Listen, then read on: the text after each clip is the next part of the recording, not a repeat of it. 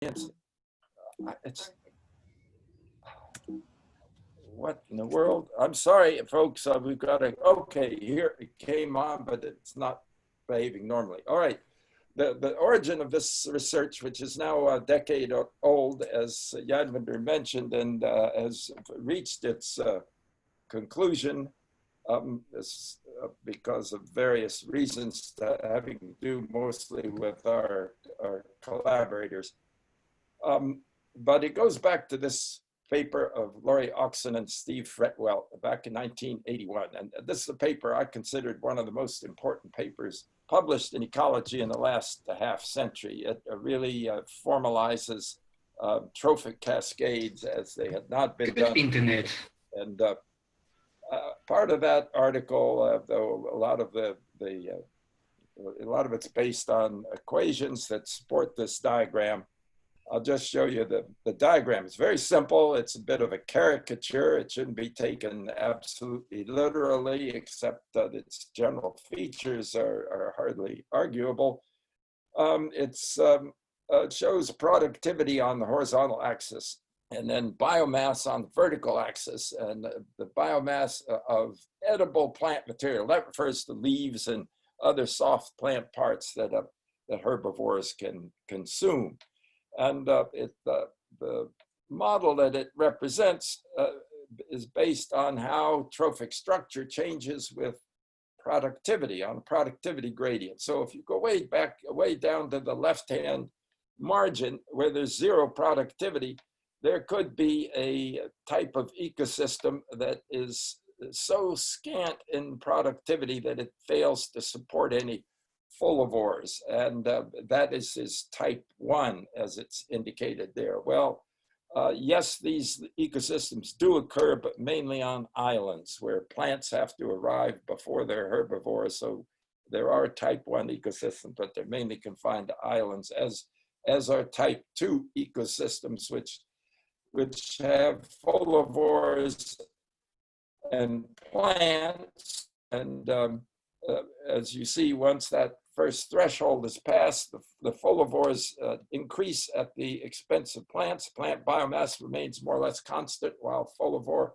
biomass increases until a second threshold, at which point there's enough productivity and enough folivores to support a carnivore level. And at that point, the folivores are level off as they're kept in check by the carnivores, and the plants are released to grow to very high biomass. So there's a very simple scheme, and yet it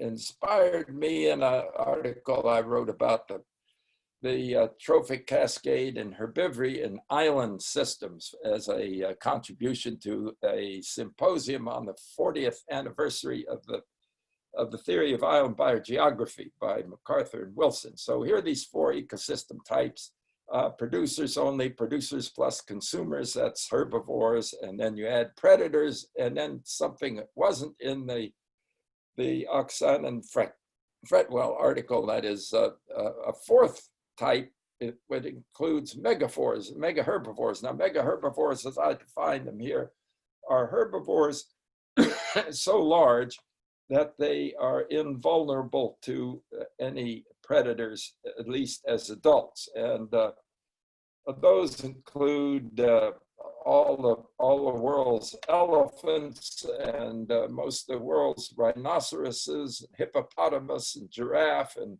and buffalo and gaur and a few others. But they're mainly animals that weigh more than a metric ton and have the ability to fend against lions or tigers or whatever other predators that they may coexist with. So effectively, the addition of megaherbivores adds a 4th trophic level. Now, on the right are 3 columns that describe the correlates of these different ecosystems when they're only producers. The herbivore pressure is obviously low, plant defenses are correspondingly low, and plant diversity is low because the system is run by interspecific competition between plants. It's a pure competition system. Add consumers, that is herbivores, and everything flips. The herbivore pressure is now high, very high when there are no predators to control the herbivores. plant defenses are very high. Plant diversity is again low because any plants that are not adequately defended or tolerant of herbivory will be eliminated. And so that will keep the diversity low. But when predators are added, the system changes again. I put herbivore pressure as low. It really should be, as say moderate there. Plant defenses also moderate because they can vary from place to place in what we call the landscape of fear. And this allows high plant diversity, not only as alpha diversity, but as beta diversity. So beta diversity will come in parts of the landscape of fear that are viewed as safe by herbivores and browsed especially heavily, and herbivore vulnerable plants will be found in places that are impose high risk for predators. So you can argue the relative strengths of those conditions from the standpoint of the landscape of fear. Now add megaherbivores and it flips again. Herbivore pressure is now high because they're unregulated herbivores in the system. The plant defenses are correspondingly high, and then plant diversity is predicted by that to be low. And so you'll see in the far right corner the prediction of high plant diversity in the type 3 system and of a low plant diversity in type 4 system. Now that suggests that if one studied a type 4 system from which the megaherbivores had been removed, the plant diversity ought to increase. Now, mostly we hear about all kinds of treatments that reduce plant diversity. We rarely hear about treatments that increase it. So the prediction I'm trying to test with our megafauna work was that, yes, if megaherbivores are removed from the system, diversity ought to increase.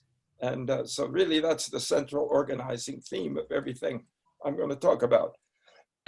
Elephants are the main subject here. I will say something about pigs later on because they appear to be quite important in Asia.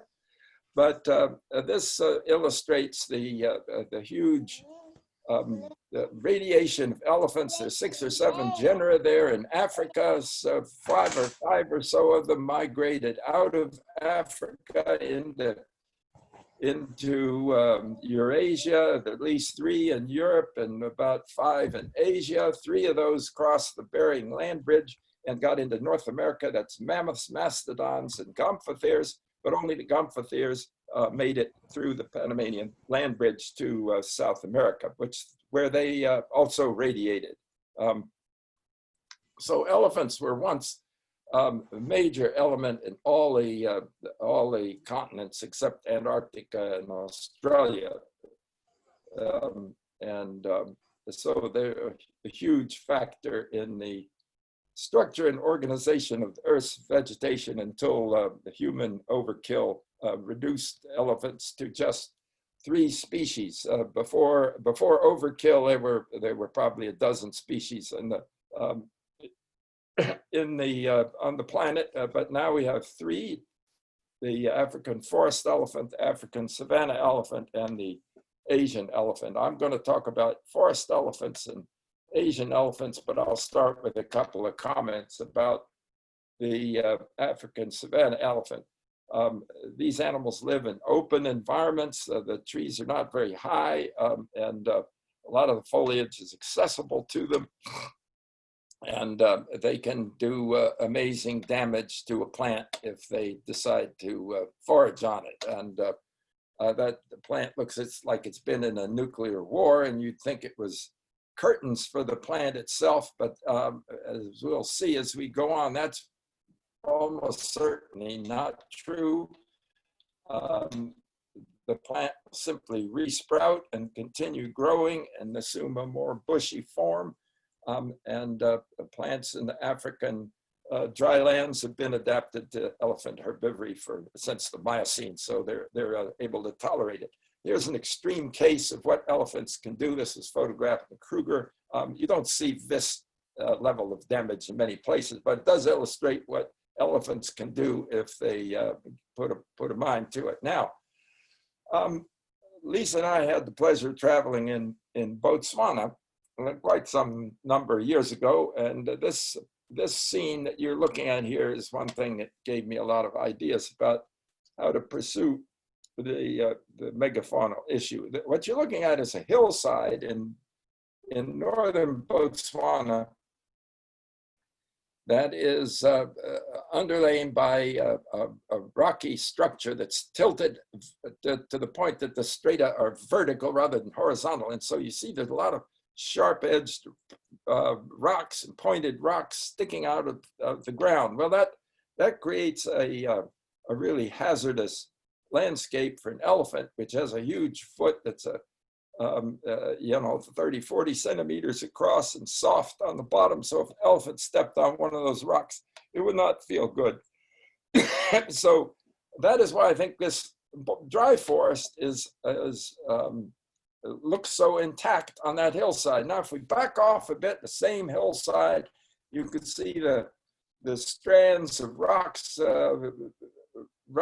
running across, up and down, and across that hill, and the tall dry forest. It's in the dry season, so it's leafless.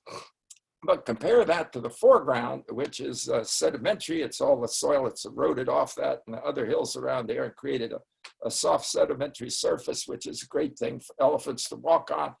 And the plant diversity in the low part there is zero. It consists of at least woody plants. Talking about woody plants, it's Caliphospermum, the mopani, which is a dominant tree in much of that part of southern Africa. And if it's grown in the absence of elephants, it will turn into a tree like one of the ones in the background. But in the presence of elephants, it gets hammered because elephants like foliage, and it's reduced to a shrubby structure that involves many sprouts coming up from the ground, which are all harvested by elephants in a way that actually increases the productivity of the environment for the elephants, because the entire foliage of the plants are available and easily harvested. So these coppice mopani stands you see all over Botswana where they're elephants. And so here's the first example. Diversity of zero in the foreground. I don't know what it is in the high ground, but you can see that there are quite a few different species of trees up there. So here's the first test of our hypothesis, but it's it's only an anecdotal one. So we need something more than that. And that's what took us to Gabon around 2008. I have to spend time introducing Gabon to a lot of audiences, but I know this one is very familiar with it. So there it is on the Atlantic coast south of Cameroon and west of Congo. Much of the work I'll talk about that we did in Gabon, took place at the National Park of Lope in the center of the country. I love Lope. It is one of the most remarkable and beautiful places on the planet. I think Yadvinder would agree with me. I know he's worked there, and we both worked in the same tree plots there. So Lope is in a climatic zone that supports tall rainforest, as you see in the background, but it has had the human populations for a long time, and the savannas that you see are anthropogenic. They were created by Africans to provide fuel for smelting iron, and in their iron culture that long predated any European contact. So these savannas existed prior to the arrival of Europeans in central Gabon. I'm going to be talking about what happens in the forest, not what happens in the savanna. In the forest, elephants break saplings. There you see one that's broken down. That allows them to access the foliage. They are excellent seed dispersers, as been shown by Steve Blake and others, also in Gabon, that they can disperse the seeds of more than 150 species of trees. And if you look closely at that the lower left quarter there, you can count at least 5 different species of seedlings growing up from a single elephant pat. So they are truly excellent dispersers. They also create networks of paths through the forest. This is a sort of trunk path that's very frequently traveled. Radiating out from that are secondary, tertiary, quaternary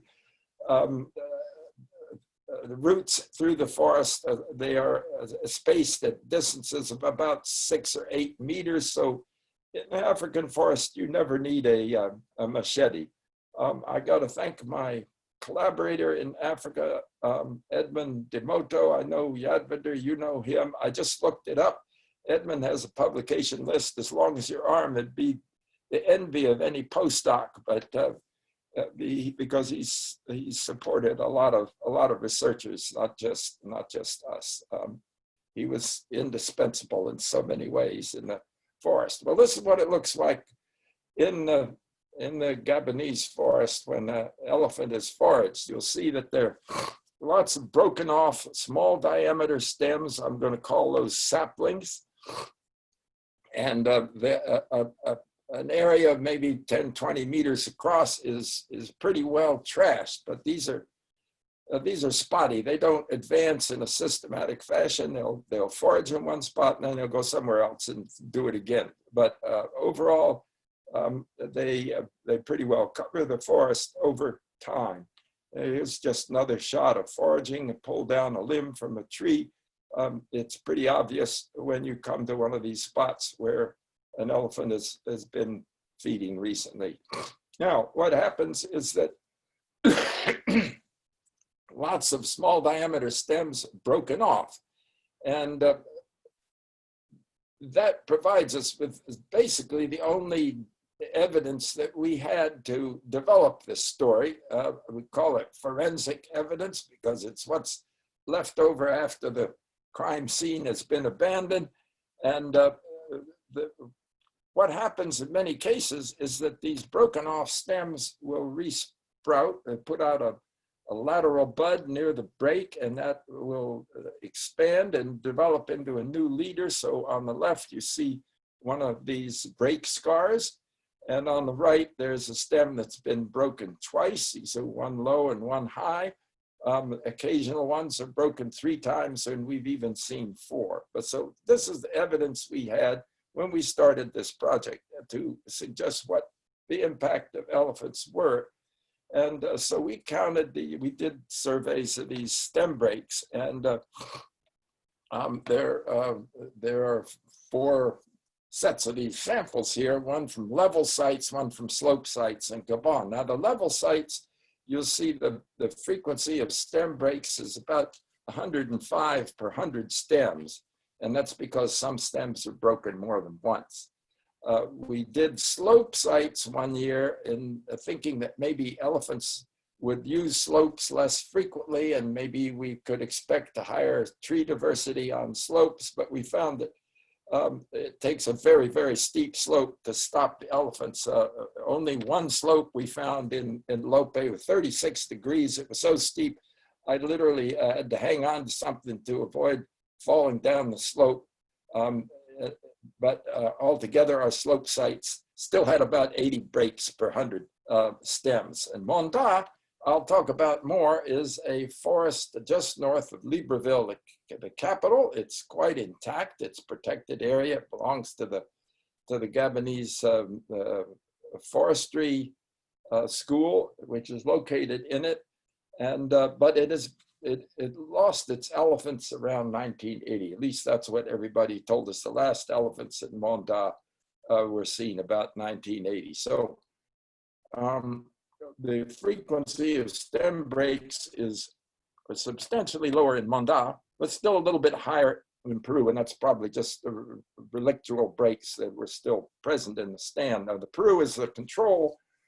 This from our site, the Peruvian Amazon, where there aren't any megafauna to break stems, but other things break stems. That is, branches and other debris fall out of the canopy, and they crush saplings, and quite often saplings will grow up into a point where they're completely shaded, and the top will die, and the stem will resprout from a lower position and start growing again. Also, after very dry seasons, there's a lot of top buyback. So dieback and the falling debris can account for about a third of 33 or so wakes per 100 stems. Now, the other bit of information we get from these stems is the height of the breaks. And these are the Gabonese data for level sites and slope sites. And you see they're quite closely in agreement. And there's a modal value between 1 and 2 meters, flanked by lesser values of below 1 meter and above 2 meters. So we're considering this is the signature of elephant foraging. The elephant trunk, it will break most saplings between 1 and 2 meters, but they occasionally go lower or higher. And so keep that distribution in mind. That's what elephants, the way elephants forage. Now, what are the implications of this? Well, I can only speculate in the vaguest way about this, but African forests have been called odd man out by Paul Richards, and that's been amply substantiated. Simon Lewis has published data just like these, and we found the same things. That is, the counts of trees 10 centimeters diameter and greater in the forests we surveyed in Gabon were very low, average of 377.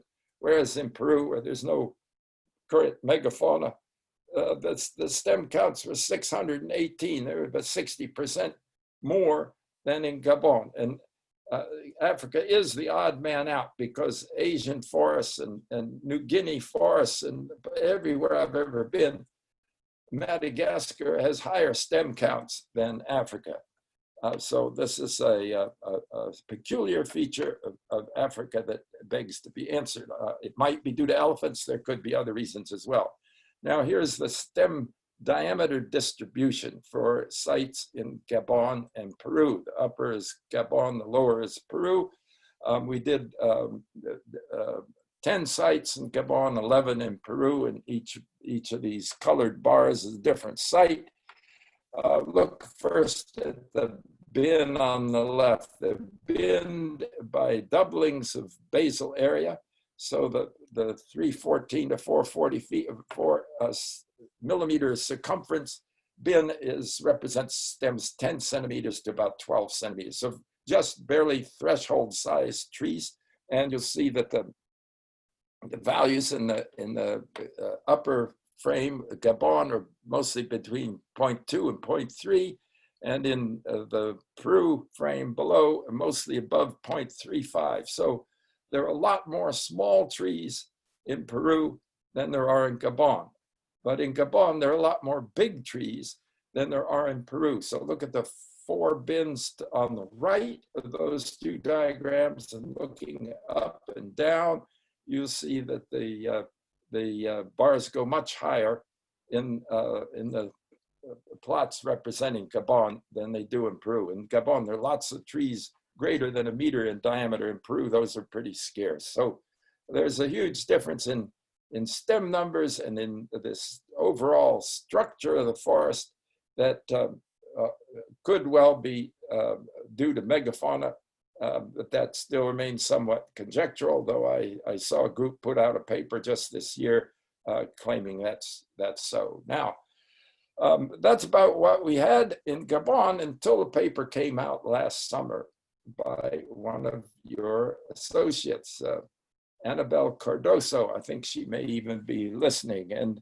her paper, along with a lot of the rest of you, there's a long list of authors, including Edmund Demoto, The point of the paper was to study the question of whether the savanna forest boundary, which is shown here in Lope, and you can see is quite sharp, it might be maintained, created by the action of elephants or something else, most likely fire. So Annabelle and her associates studied the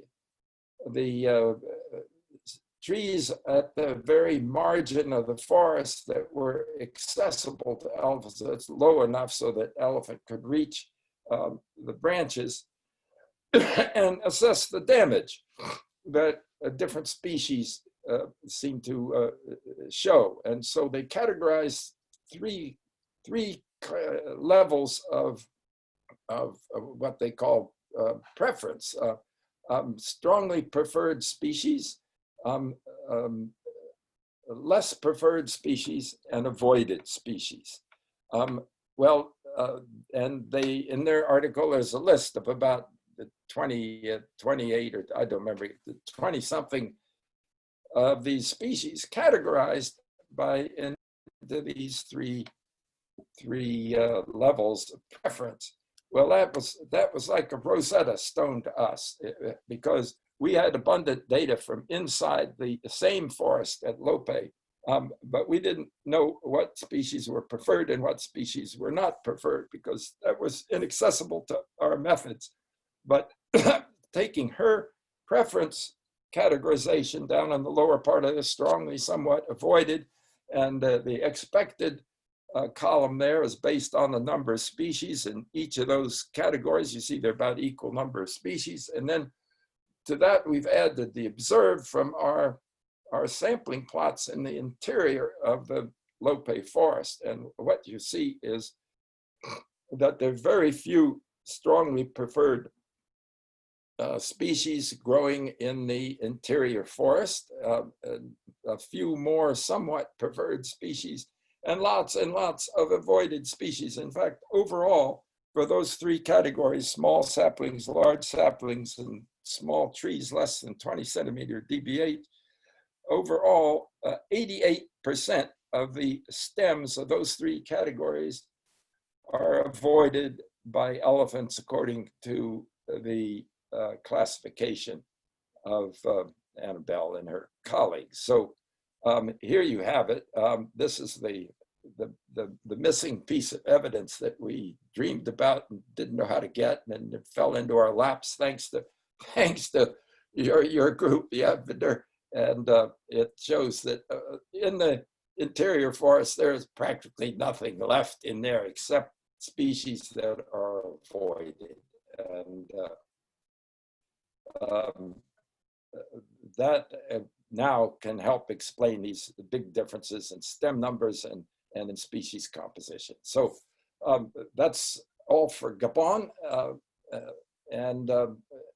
We later, thanks to the megafauna conference that Yadvinder, you organized there at Oxford, I had not previously met Ahimsa Campos Arces. Yadvinder and Ahimsa are successive presidents of the Society for Tropical Biology and Conservation. You know each other well. Well, that was where we first got to know Ahimsa and started talking about working on Asian elephants with him.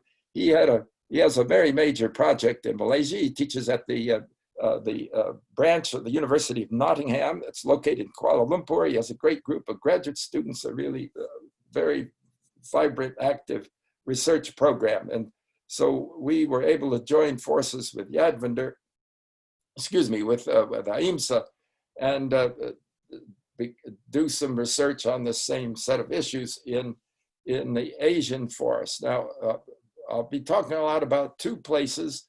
One, I think my cursor, I don't know, my cursor is playing tricks on me. Okay, if you can see that, sorry. The cursor is on a little slightly darker green area. That's the Belém State Park. It's a state park of Perak, but it has effectively, it's a national park.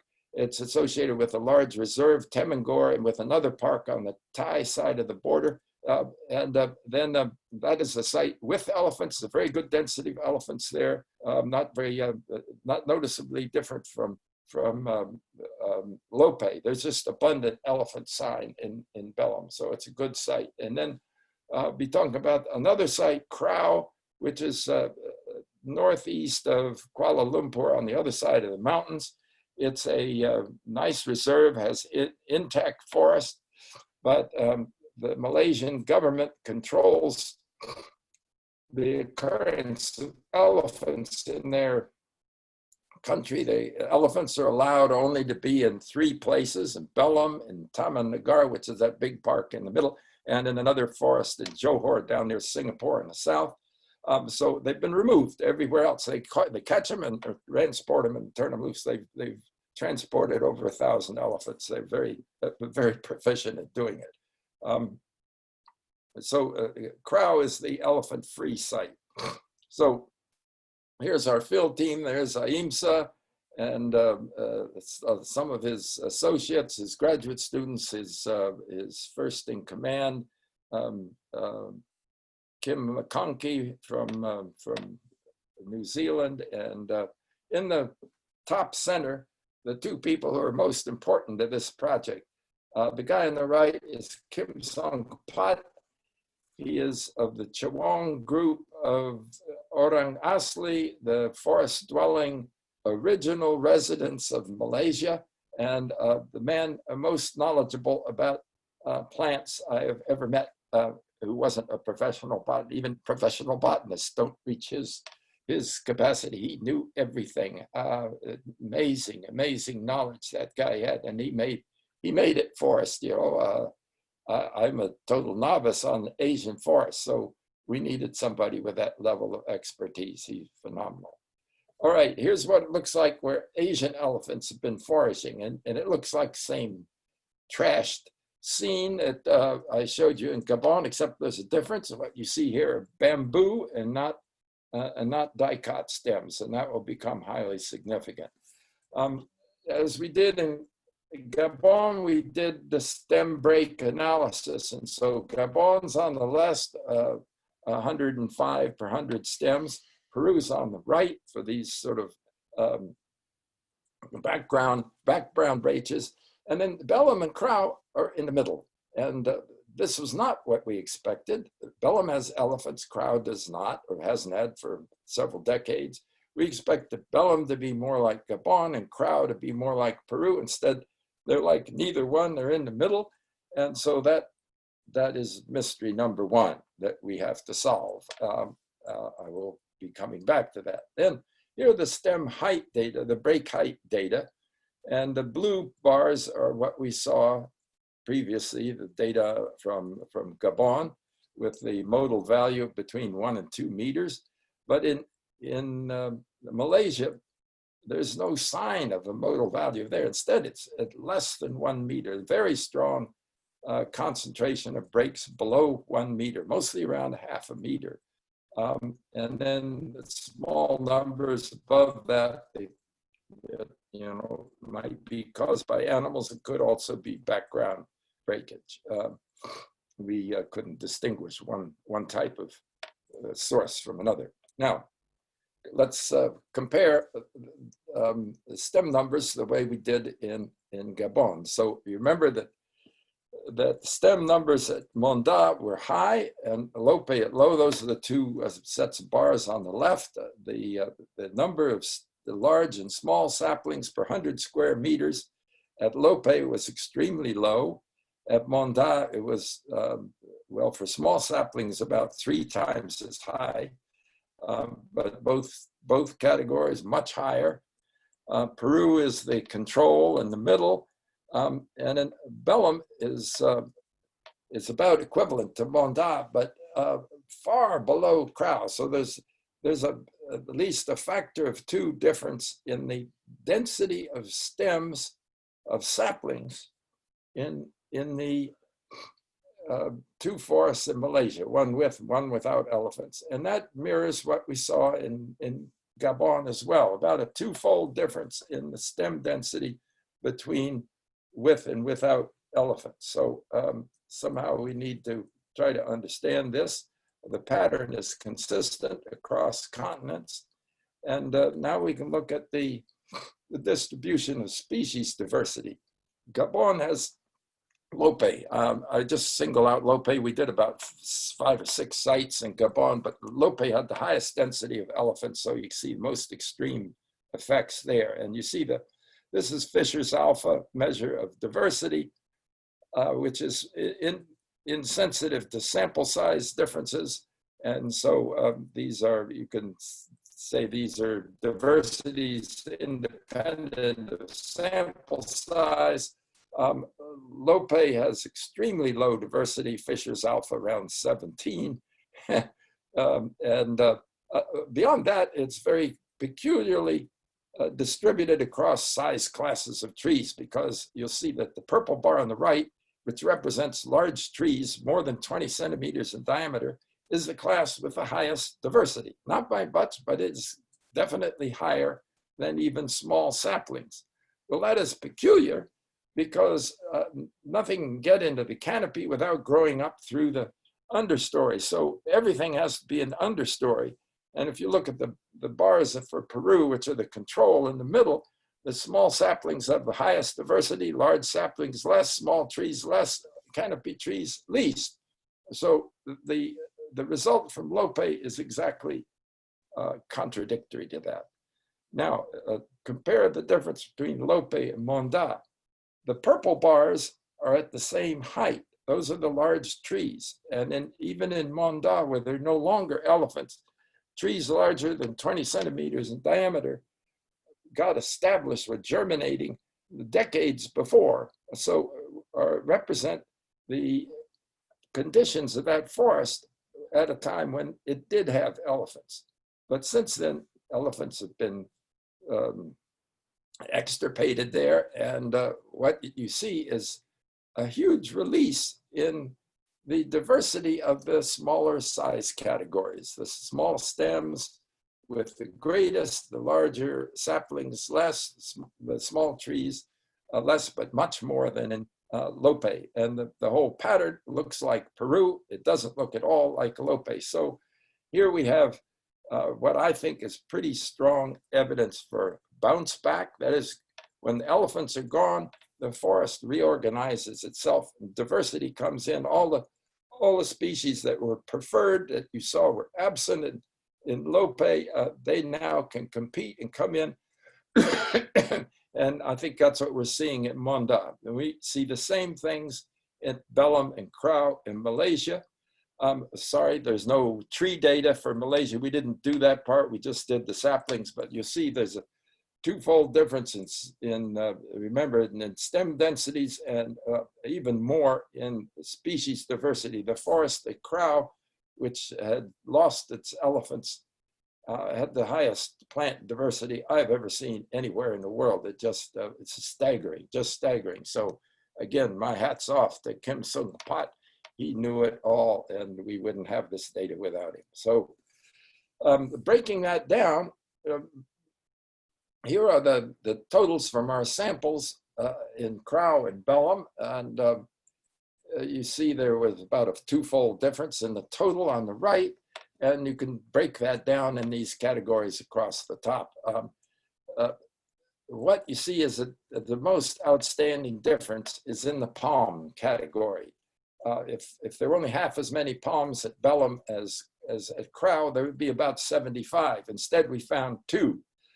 No bamboo, no sedges, no ginger, and just 1 pandan. So what this tells us is that Asian elephants seem to be strongly selecting monocots. And that was the conclusion of a paper we did in Biotropica. But there is always the lingering doubt, well, maybe this is a site-specific response to unmeasured conditions. How can we be sure this was truly due to the elephants? Well, there was only one way, and we have to thank IMSA for pulling this rabbit out of the hat. So in 2017, we were able to borrow some elephants that had been raised in the forest and knew how to forage in the forest. And I can't go into details because I'm running low on time, but we observed these elephants at close range, took detailed data on what they were doing. Here's one breaking a sapling so it could strip the leaves, and there you see the broken stub on the right. Here's one doing the amazing feat of stripping the bark off a little sapling. How they have the dexterity to do that, it just boggles the mind, but there you see it. And here's an elephant extracting the bamboo shoots, the essential, the meristem of the bamboo from underground. They can get things out. Just, it's incredible what they can do with their trunks. But the thing that most impressed us from this direct observations of elephants was that when they saw a palm, they just made a beeline for it. And then they proceed to just trash it. You could see the elephant there. He's got a palm leaf he's going to eat. And so palms are absolutely clobbered. They have only a single meristem, you know, and that's what the elephant most wants to eat. So palms really don't survive elephant attack. Some of them, as you can see on the right, are pulled up by the roots. They also pulled up some dicot trees and ate various parts of them. And of course, they stripped leaves. So out of that, we were able to say what elephants are actually doing in the forest. And those are indicated by the blue bars. We did also some samples in early successional vegetation. That's the red. Ignore that. Just look at the blue. And the purple line near the bottom is the preference, the threshold of preference. Below, things are less preferred in relation to what's present in the environment. Above it are preferred food items. And you see bamboo is very high, herbs, grasses, palms, and small lianas. They loved small lianas and could unwind them off a branch. Amazing things they can do with their trunks. But tree saplings over on the right, the third and second from the right, tree saplings, small and large, not preferred, just mostly ignored. What they really wanted to eat was monocots, palms and bamboos and grasses. So there's a huge difference in the feeding of African forest and Asian elephants. Well, I'm almost the end of my story, but it has a missing component. We had two mysteries to solve. You remember, why were the stem breaks we found at Bellum and Crow equal when we expected to find them very unequal? And why were these stem breaks not at 1 to 2 meters, but at half a meter instead? Well, here's the answer. I stumbled upon it one day when we were in Bellum. It looks like a clearing in the forest. You can see how dense the vegetation there is in the background, but in the foreground, it looks like it's been cleared. And I didn't know how to interpret this, so I asked one of our Orang Asli colleagues, and he said, oh, that's pigs. And Sus Grofa, though you call them wild boars, I don't like that word, but anyway, I call them pigs. Pigs make a nest. The sow, when she's ready to give birth, makes a nest, and she gathers saplings that she breaks off at about a half a meter and gathers them by the dozens and dozens and make a big brush pile under which she has her litter. And that's where she hides her litter when she goes off to forage for herself. And so there are these places in the forest where the pigs, a pig in this case, has broken off virtually all the saplings in a area of several dozen square meters. And I counted the saplings and checked their condition, and 94% of them had resprouted. So that answers another question. The damage that gets done to all these plants is often recoverable, and the occurrence of these pig nesting areas explains why we had so many so many breaks at 1/2 meter in Malaysia and not at 1.5 meters, which is what we'd expected. So Bellum and Crow both have pigs. One has elephants, the other doesn't, you remember, but they both have pigs. And so that explains why we got equal numbers of stem breaks when we'd expected very unequal numbers. So pigs are a part of this story, and this was a revelation that we hadn't expected. So what did we learn? Megaherbivores do appear to influence the structure and composition of tall equatorial evergreen forests. And yes, the evidence we have does indicate that there's a strong bounce back in stem numbers and species diversity after the absence of elephants or other large stem-breaking herbivores. African forest elephants browse dicot stems almost exclusively. We inventoried almost 6,000 stems in our Africa work, and there was not a single palm in any of them.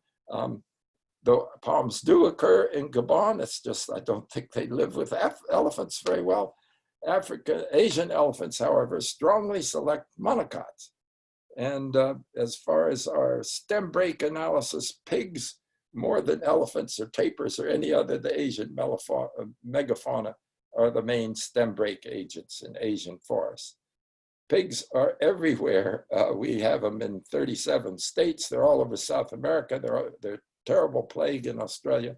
What is going to happen to those forests where pigs are non-native? Well, that's a big issue, but I would suspect that it's not going to be good for the diversity of these forests. One final comment. African and Asian elephants are obviously foraging in different ways. There's a molar of African elephant on the top left, Asian elephant on the top right. The molar of the African elephant is typical of a browsing herbivore, whereas the one of the Asian elephant is typical with its enamel ridges to form a grinding surface that is good for reducing tough grasses and things like bamboo. Well, that's the Asian elephant. And in the lower half are molars of the mastodon that once occupied North America and the Columbian mammoth with which it was sympatric. I've only told you part of the story. The historical situation across most of the world was that there was a browsing and a grazing elephant living sympatrically almost everywhere. But we have now just browsers in Africa and the Asian elephant as a grazer in Asia. We won't perhaps ever know what happens when they're both together. So yes, we've learned a lot, but there is still some things that seem inaccessible for learning. So here we are in the forest. Being with those elephants there was one of the high points of my entire career as a field biologist. It was an absolutely fabulous experience that I relish to this day. So thank you for listening. I hope I haven't gone too far over. Okay, thank you, John. That was terrific. Absolutely fascinating.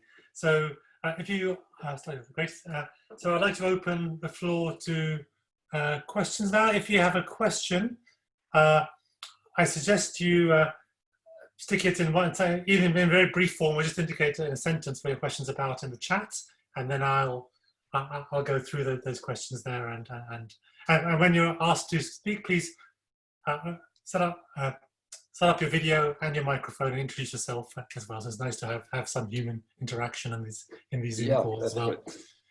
So I think Natalia Quinteros has a question first. Natalia, would you like to pose it? Natalia Quinteros. She's I'm sorry, I think I may need to enable the unmuting. Natalia Quinteros was a student at Manu. Yeah, we know her. Okay. You should be able to unmute yourself now, Natalia, if you have it.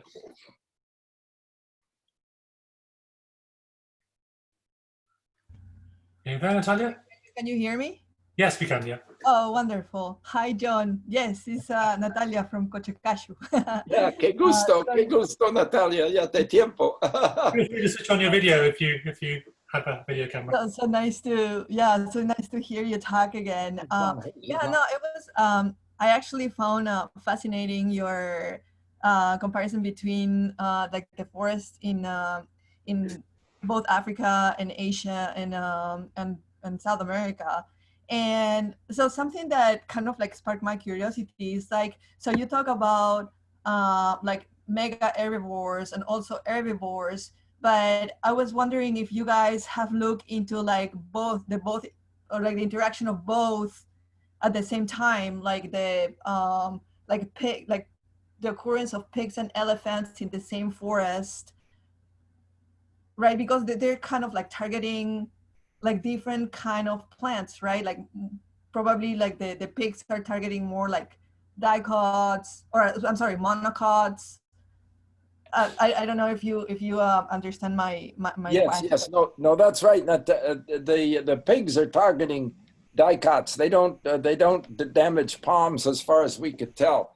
They're exclusively breaking dicots, whereas the elephants are targeting monocots, especially palms. But they do feed on some dicot stems. But in some respects, they seem to do it in ways that don't leave any forensic evidence for us to pick up afterwards. That is, they pull things up by the roots. We saw them doing it quite a bit.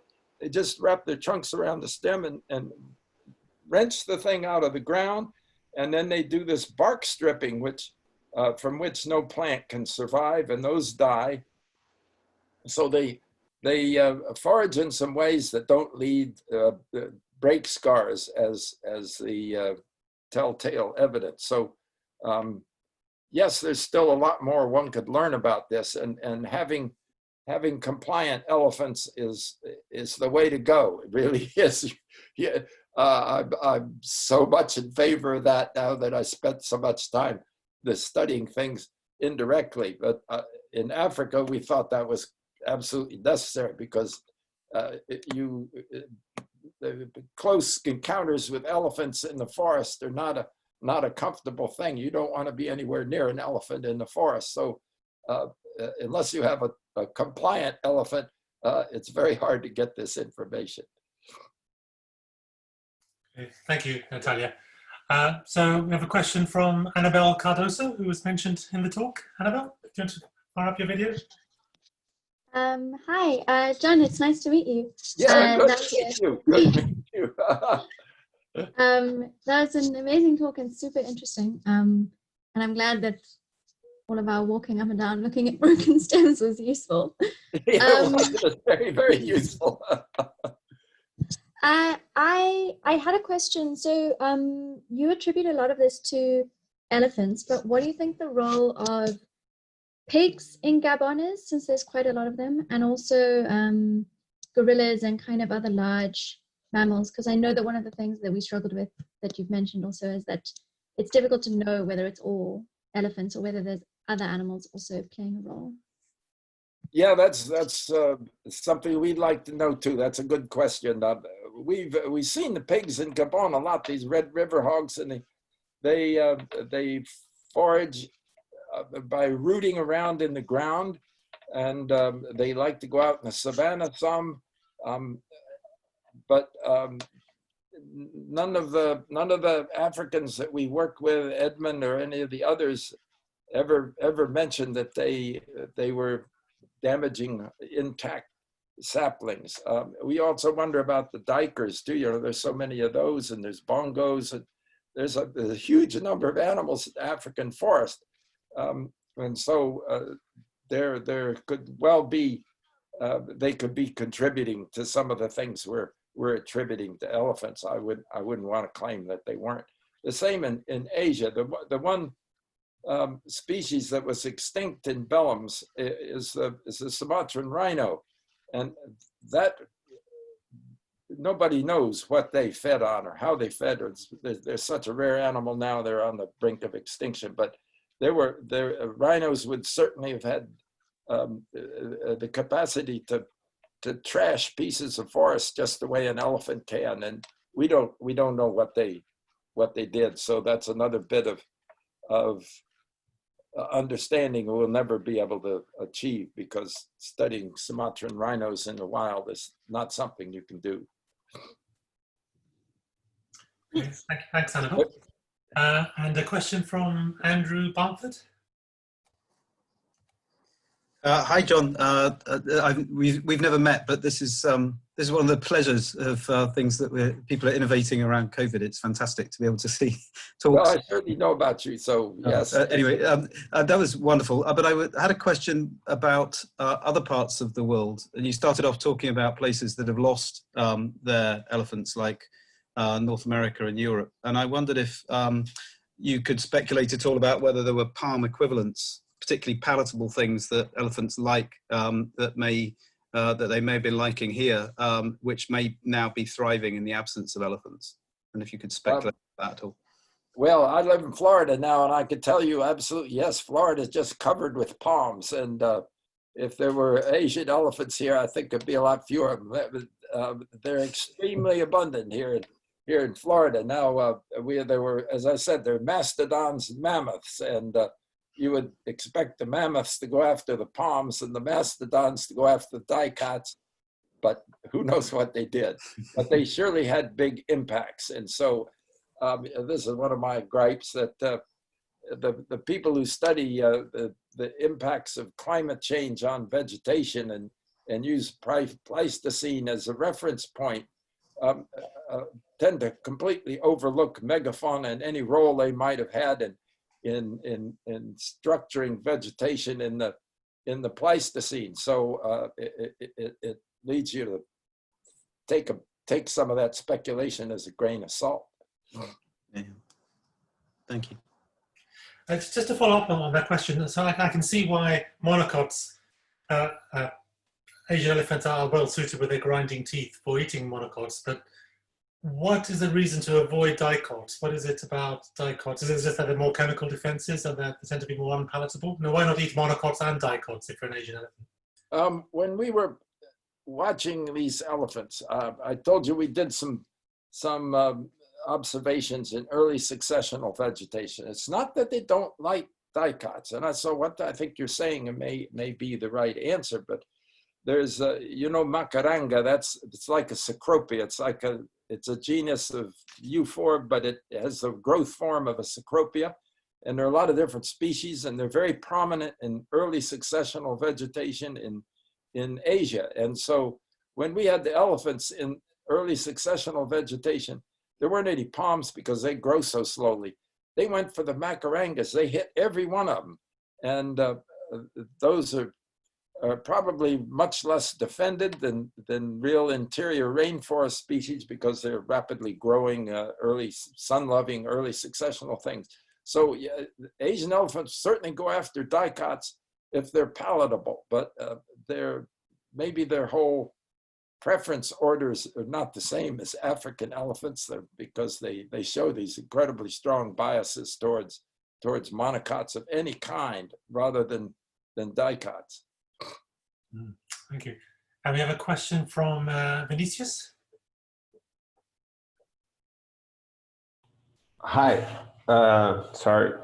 My name is Vinicius Dantas. I'm from Brazil, and I'd like to know first whether, well, I think that Annabelle already did this a similar question, but I would like to know about the role of large mammal herbivores in African forests. For example, if I'm not mistaken, I think that there are also hippos in forests, and I would like to know, for example, if these animals, how these animals feed, and if, for instance, they use floodplain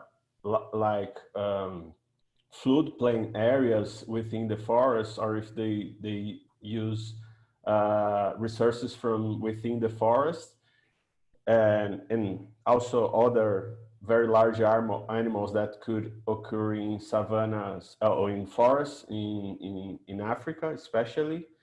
And also, I would like to know if you know if elephants also feed on palms on savannas in Africa. Well, all I can give you is hearsay information on the elephants and palms. Our friends Kate Abernethy and Lee White, who were extremely generous and hospitable to us while we were in Gabon, and who have vast experience there, say the only place you see palms in Gabon is around old village sites. And that is that the villagers will plant the palms and they get to be large enough to resist elephant graze browsing. And so that's all I can tell you. Yes, there are palms that are native to Gabon, but you don't find them in places that have high elephant densities. As for all the other animals, there's very little known about what most of the animals in the African forests do. There are half a dozen species of duikers. De Bost has studied them, but looking at stomach contents, he finds some of them are more frugivorous, others are more folivorous. They're big ones like bongo and the yellowback duiker. It's extremely difficult to study these animals. There's very little known about them. For me, one of the most impressive animals in Gabon is the mandrill. It's the African counterpart of white-lipped peccaries in South America. They're large animals. They weigh up to 60 kilograms. They go in groups of up to 1,000, but they're exclusive to floodplains. And so they must have a big impact in floodplains, exactly what they do in terms of vegetation and plant composition. I certainly don't know. But that's just one example of a number of things that open questions. Just reminds me, when I went to Gabon, I said, wow, this place is amazing. There's more low-hanging research fruit here than I ever saw anywhere before. And I think that's still true. And it's wonderful to have the open reception to researchers in Gabon. Gabon has become a focal point for research because the government has seen the advantage of collaborating with foreigners on matters of science. It's beneficial to both sides, but not all countries see it that way. So I can certainly recommend for anybody who's young now, yes, there are lots of low-hanging research fruits there. I absolutely agree with that. So we have a question from Gayatri. Hi, I'm Gayatri. I'm an undergrad student from India. So firstly, I really liked the talk. And so one of the things that got me thinking about is how would you compare the influence of elephants spreading biodiversity versus them destroying biodiversity per se in forest landscapes? Yes, they destroy it locally. And this is the only way you can explain the bounce back in diversity that we found in both Gabon and Malaysia is that what these large herbivores do is reduce alpha diversity and increase beta diversity. That is, the preferred plants become scarcer, more widely scattered. And so when you do say a hectare sample, there are very few of them in it. But in a larger landscape, if you did 1,000 hectares instead of 1, you'd find a lot of these things. And there's a publication by Rick Condit on the 50-hectare plots that shows that these African forests have for a long time had the reputation of having very low diversity, and that's true. At a single hectare level, they are very low. But at a 50-hectare level, now that they've got some samples in Cameroon and DRC at 50-hectare scale, they're not so low at 50 hectares. So what I think these animals are doing is just altering the species rank abundance distribution. They're making preferred species very rare, and the well-defended or the least preferred species extremely common. There was just a couple of species in in all the sites in Gabon, they're not always the same species in the different sites, but everywhere we went, there was one or two species of small tree that completely dominated that level of the forest. And what Annabelle's data showed from Lope was that those are the least preferred species. So the common ones get scarce and scattered, and the preferred ones, and the avoided ones become the dominants. But it's all driven by animals. It's nothing to do with the interactions between plants. I just want to follow up on that. So would you say that the distribution of preferred species ends up increasing? Like it might become, it's absent locally, but because they have moved and they've consumed it, they end up spreading it over a larger area of land? Okay, yeah, all right. Well, this is another qualification. We were studying these elephants in forests that are 60 meters tall. They're great tall equatorial forests. Well, yes, there were fewer trees per hectare, but overall the structure of the forest, it's undoubtedly a tropical forest. But in drier environments, elephants do much more damage because the trees aren't so tall. They can reach the limbs, they can pull them down, they can create destruction like I showed in one of those early slides. That will have an influence on birds and other aspects of the wildlife. So when partly it's driven by humans, of course, but where elephants are very high, at very high densities in dry environments, they can transform the landscape. They can transform a dry forest to grassland, essentially, by knocking out all the trees. So yes, it depends on the nature of the site. In wet forests, I think the differences would be small. In drier environments, they could be very large. I'll pitch in a question. Thank you, Gayatri. So much of your career has been in Cochicashu and Peru. We know that there were elephants in South America and other megaherbivores prior to the extinctions. I know there's some debate about to what extent they were in the forest and land. So what do you think about what would have the megafaunal population of the Amazonian forests have been, say, in the last interglacial, said Cochicashu, and how do you think the forest of Cochicashu would have been different from the forest we see now? I would love to know the answer to that question, but I could. But there are two phases to that, to answer to that question: before and after the land bridge. Before the land bridge, South America had this very archaic fauna. It was dominated by edentates, and so there was a constellation of megatheriums and ground sloths. Some of them were the size of elephants. They were gigantic things. And then the Gomphotheres invaded after the land bridge closed about 3.5 million years ago. And so there's a Gomphothere phase, and that was doubtless quite different. But what has always struck me about the forests in South America is that there are a lot of spiny plants, palms and non-palms, both dicots and monocots. And the spines are always on the trunk. And if you go to Africa, you find a lot of spiny plants, but spines aren't on the trunk. The spines are on branches.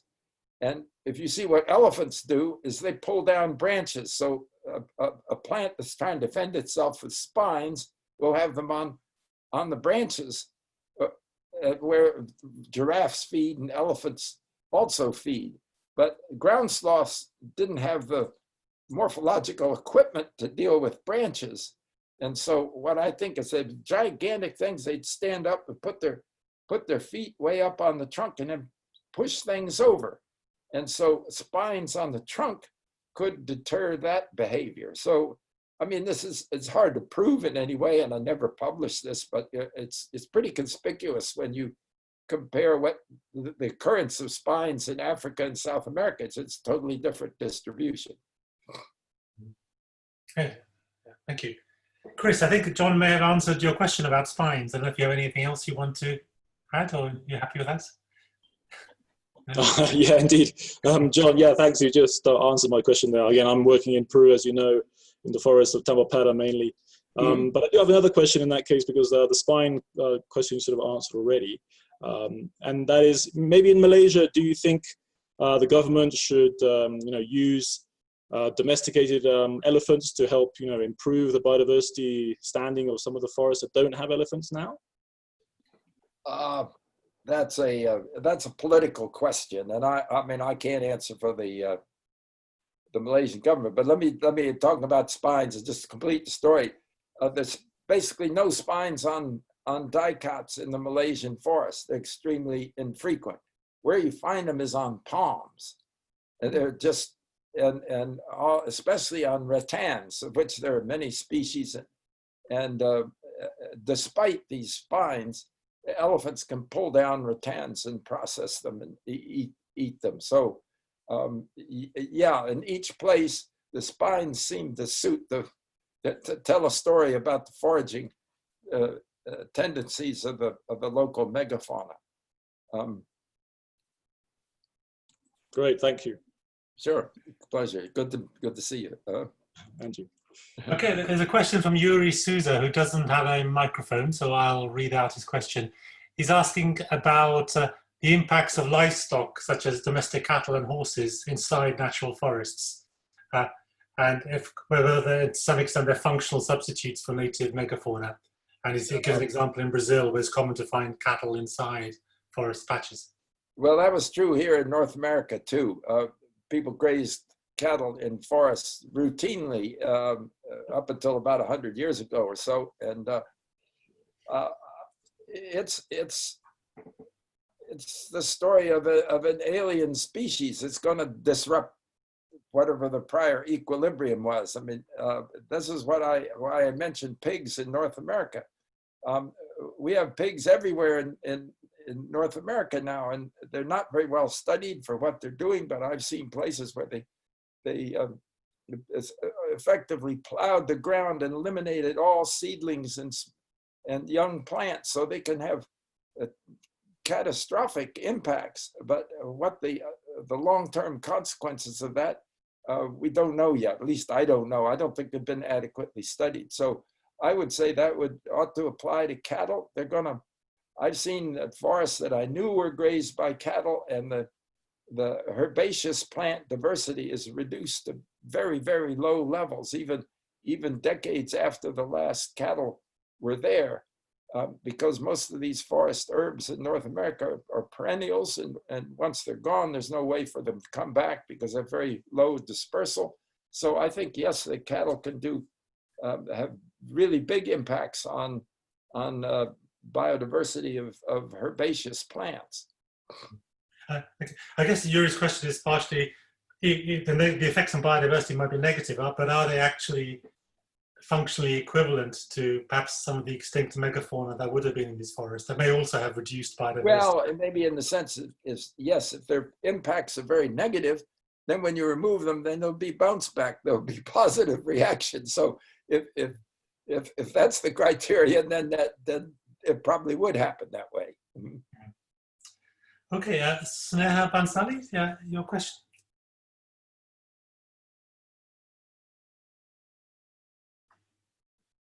Hello, are you there? Can't see that. So we can come back if you're back, Sneha, just let us know. Otherwise, moving on to Gianluca, you have a question?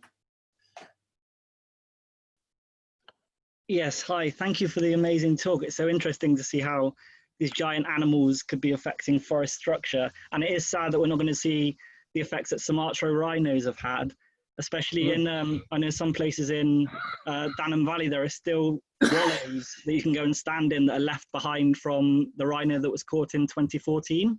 But my question was related to, I'm not sure what the history of elephant movement onto Borneo was, but would you expect there to be differences between how elephants are affecting forests on the mainland compared to on the island of Borneo?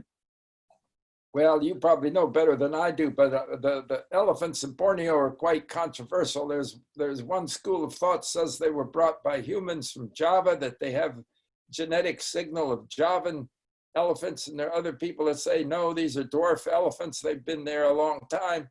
I don't know that it matters a great deal which is which, but you do have to wonder why the population is so restricted to this tiny little bit of Sabah and in this enormous island of Borneo. It suggests that they might not have been there very long. But yeah, you could study the opportunity to be very good there without having to work in sites that are so far apart, where you have elephants and no elephants, and you know that there have been no elephants for a very, very long time. So it's really a better comparison than any we were able to set up. Thank you. Okay, great, thank you. And we have a question from Matt Kessel.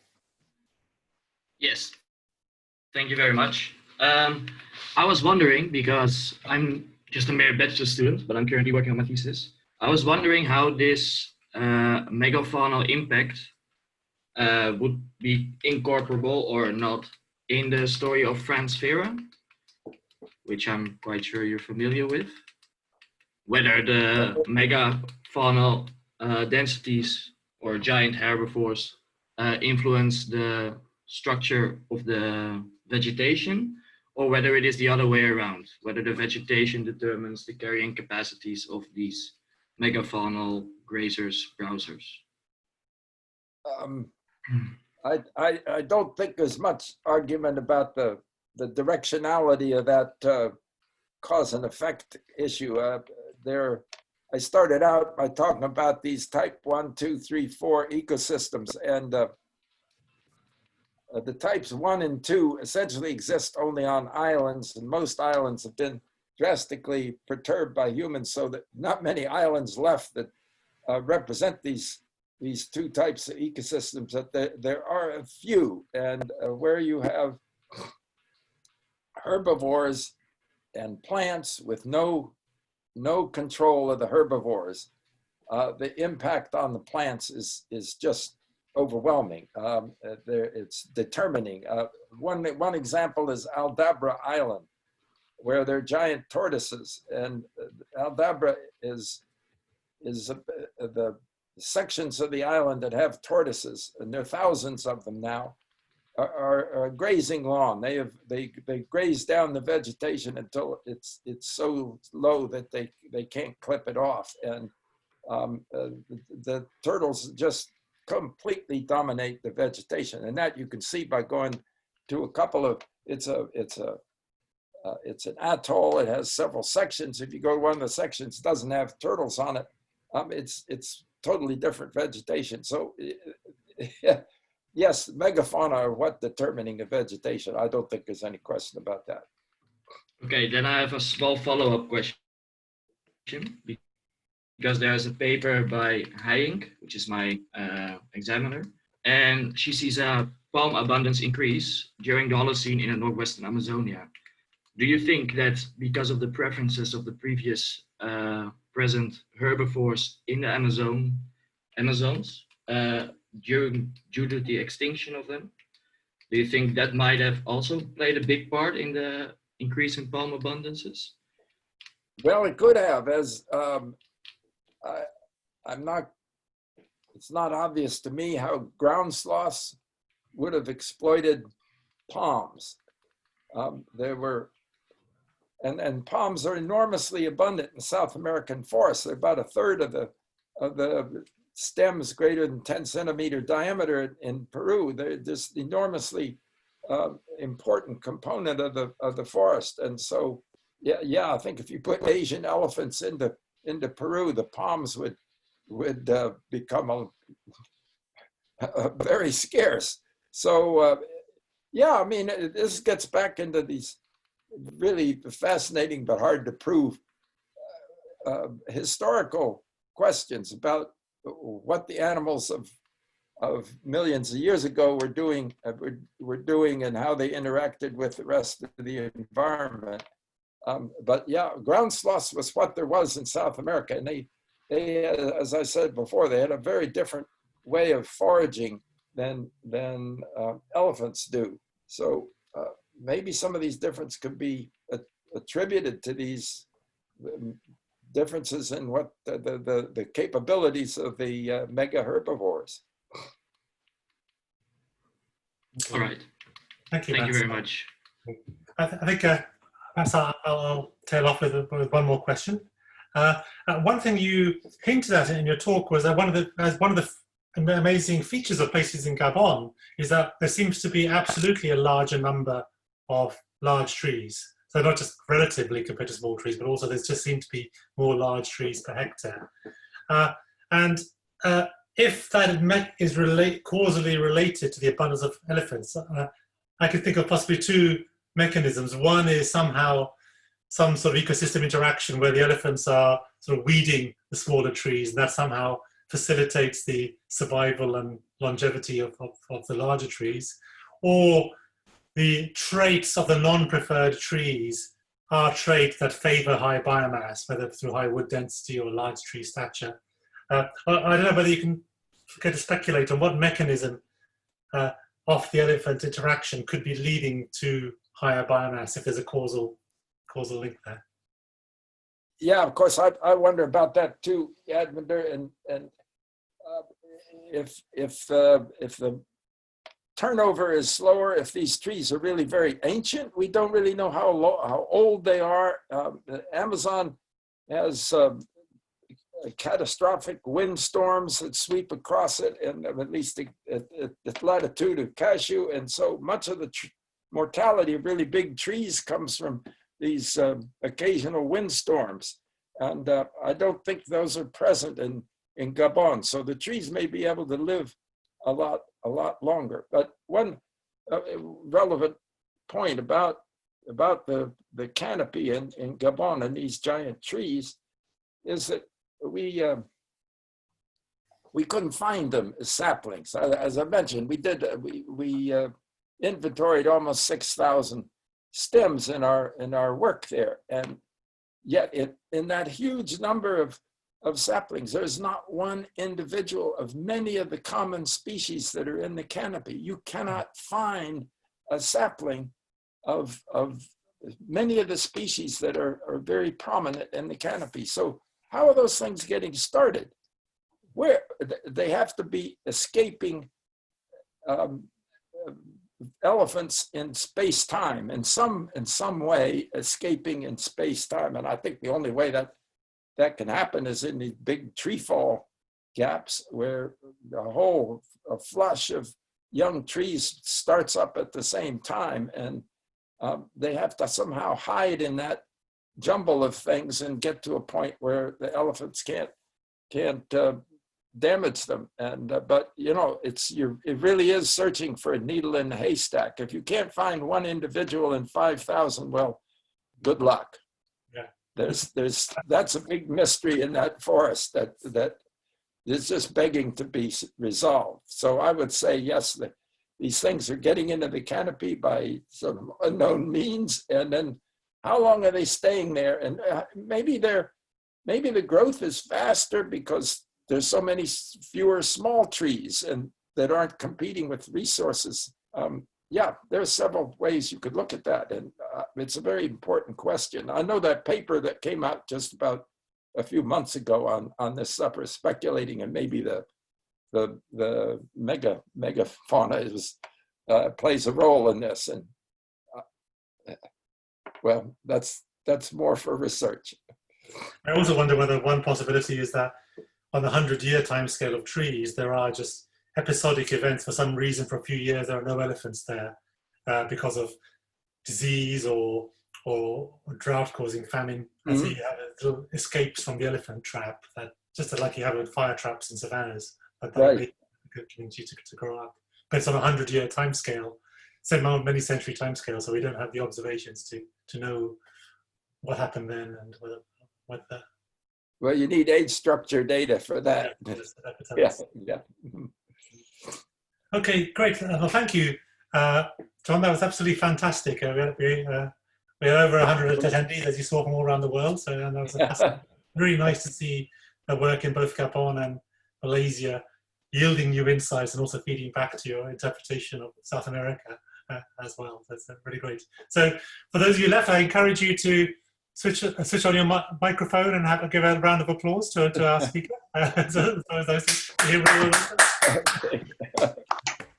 All right. Well, thank you, everybody. I'm very glad to have had this chance, and I wish you all well. It's been a fine experience, and yeah, all the best. Yeah, thank you very much. Thank you. Great talk. Thank you very much. Thank you. Thank you. Okay, Thank you very thank much. Thanks, John. Bye. Great. Thanks.